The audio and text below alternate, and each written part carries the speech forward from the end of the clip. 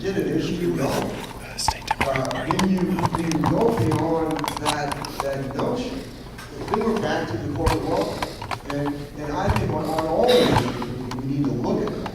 Because it's easier for firms to go to Washington with lobbyists and get special deals and carve-outs than it is for them to compete and work hard and make the right decisions and take the risk. And that's just got to stop.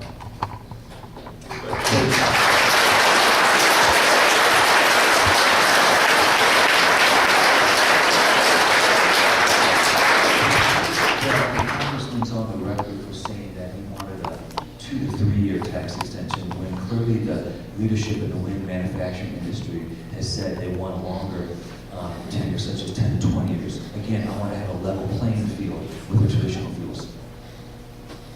Fix the Debt is a national bipartisan group gaining traction in Colorado and composed of business and political leaders whose mission is to avoid the fiscal cliff and pass a long-term balanced debt reduction deal.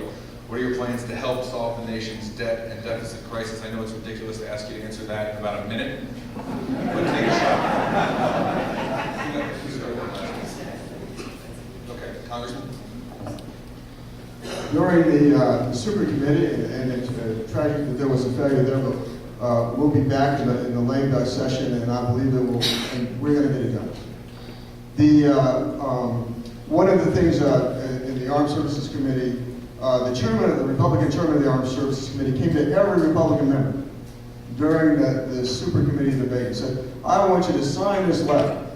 And in this letter, it says that we demand that there be no defense cuts whatsoever. And there are 3 of us that would not sign the letter.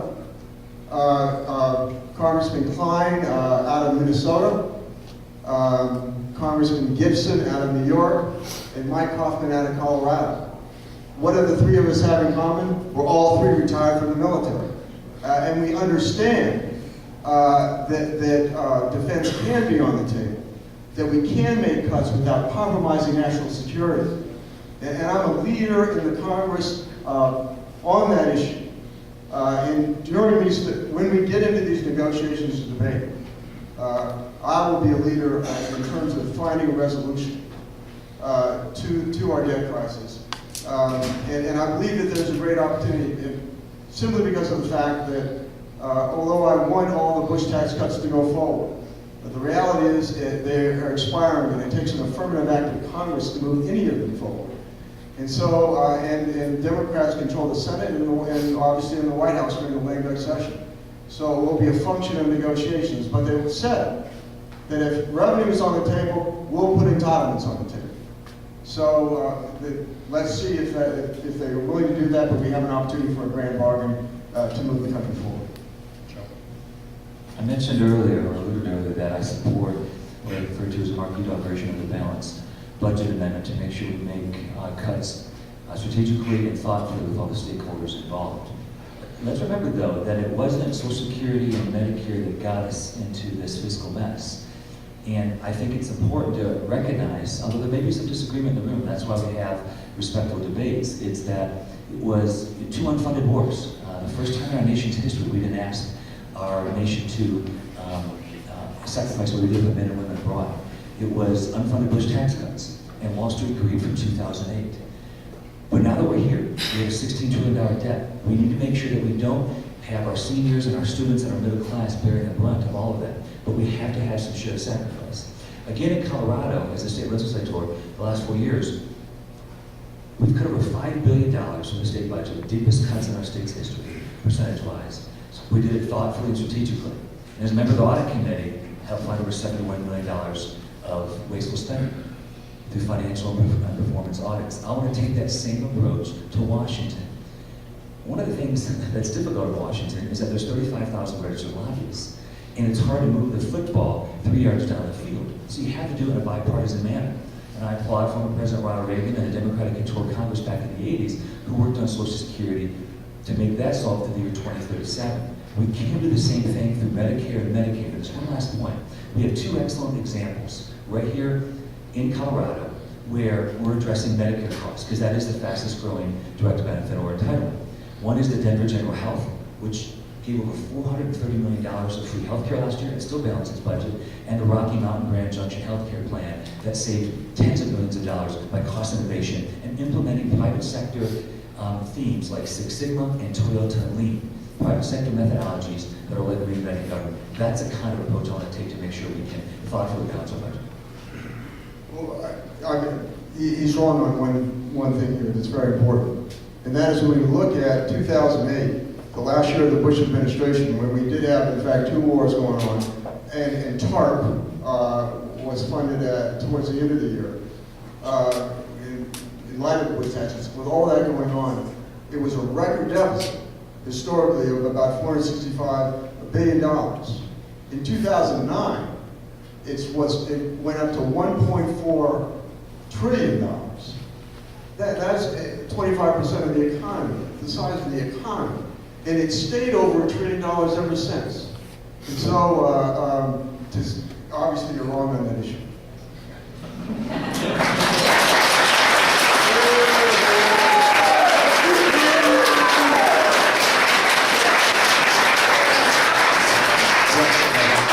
Without saying I disagree with that last statement.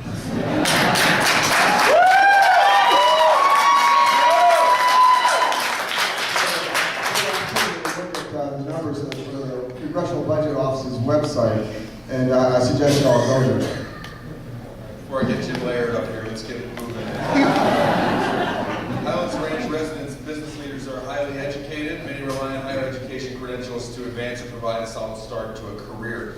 Congressman Kaufman's publicly stated that state and federal government should stop paying for grants or scholarships for people who receive liberal arts degrees. It'd be great to have the candidate discuss their position on encouraging higher education pursuits, liberal arts and math, science, business degrees, etc., and how they're incentivizing funding and support for higher ed or not. Congressman, since you were referencing this question, First of all, that's not what I said, but let's go over this issue.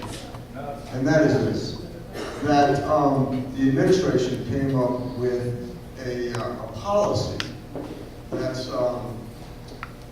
called the gainful employment rule. And what the gainful employment rule does is it discriminates against working class Americans.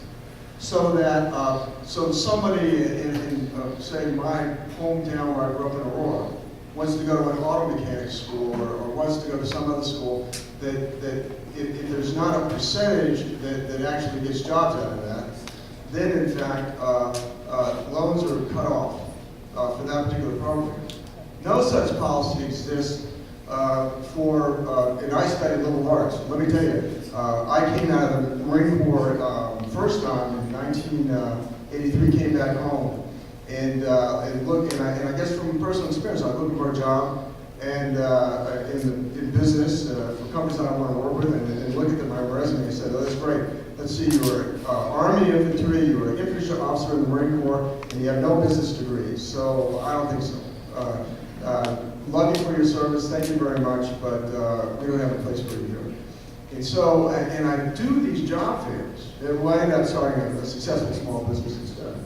But I do these job fairs, and I meet these young people coming out of higher ed institutions with debt, with a lot of debt, and with job prospects a little better than what they would have had in some of these degree programs had they not gone to college. And so we just really need to think about this. And I tell you that higher ed is being disingenuous with some of these young people. I had a young man who went to a counselor at CSU and said, you know, I'm thinking about majoring in philosophy. And went to talk to the department. Oh, great, you can get jobs in philosophy. He's working at Panera Bread while I was going to college, and after he graduated, he's working at Panera Bread. We got to think this stuff through. And we need to put emphasis on math and science, on engineering and technology that move this country forward. And higher ed needs to stop, defending programs, defending the status quo at the expense of some of our young people.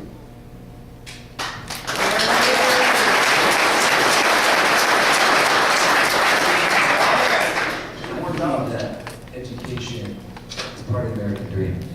I marvel at all the memories of my mother working a double shift as a waitress for 35 years, so my older brother and I could have opportunity in life and help pay for college. I look at what the state of Georgia has recently enacted, where if you earn a certain grade point average, such as a B average, they're going to help pay for your college at one of their higher education institutions. Imagine if we could inspire and have that kind of dream for all of our students.